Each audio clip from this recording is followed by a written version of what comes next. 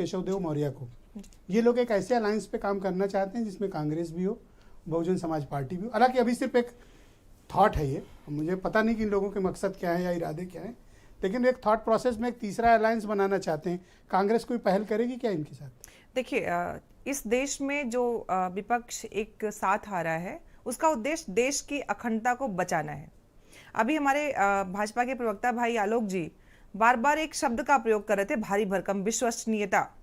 इस देश में इस शब्द के मायने 4 दिन पहले जो उठे थे आज आके कल तक खत्म हो गए, क्योंकि जब आप कोई बात कहते हो और आप उसी चीज को कर डालते हो। अभी इन्होंने कहा कि बाकी लोग आके, हमारे पार्टी के लोग तय करते हैं कि कौन आएगा हमारे पास। तो जिनके पास यही एक काम है, जनता के मुद्दों से कोई जुड़ाव नहीं, सिर्फ ये काम जिस पार्टी के संगठन के उच्च पदाधिकारी नेताओं का हो कि कौन कौन सी पार्टी को तोड़ना है, किस किस पार्टी को क्या क्या डर दिखाना है, कैसे इस देश में देश की जनता का दिया गया जो जनादेश है उसको तोड़ना है। तो जिनके काम ये हैं वो कुछ और काम कैसे कर पाएगी? वो तो 24 घंटे और 7 दिन तो यही करेंगे, क्योंकि उनका उद्देश्य मात्र है इस संविधान में। क्यों कैरेट लटका के गए, इस पे कुछ बोलेंगे? नहीं नहीं, बिल्कुल। देखिए, जो भी नेता हैं उन्होंने इसके पहले आज दोपहर में भी कहा था कि मायावती जी और साथ मिलके, हाँ बिल्कुल होना चाहिए। देखिए, ये संगठन के उच्च पदासीन लोग जब आपस में बात करते हैं उनका जो सहमति बनेगी, चूंकि इस समय विपक्षियों का मत और विचार कुछ भी हो, इस समय जरूर इस बात की है कि भाजपा की जो नीतियां हैं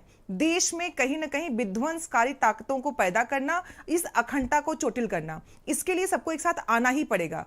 ये जो हम कर रहे हैं, में इतना असमंजस क्यों है? कभी आप समाजवादी पार्टी के पीछे खड़े नजर आते हैं यूपी में, कभी अकेले लड़ने की बात करते हैं।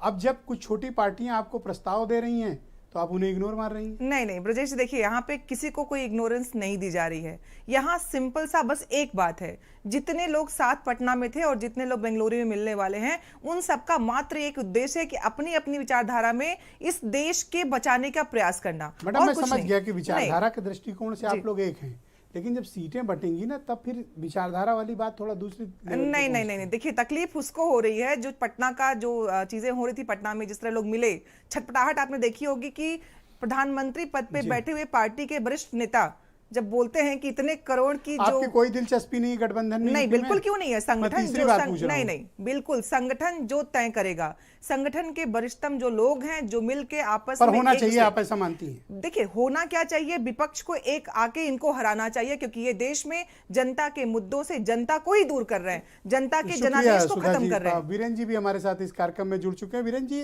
राजभर जी के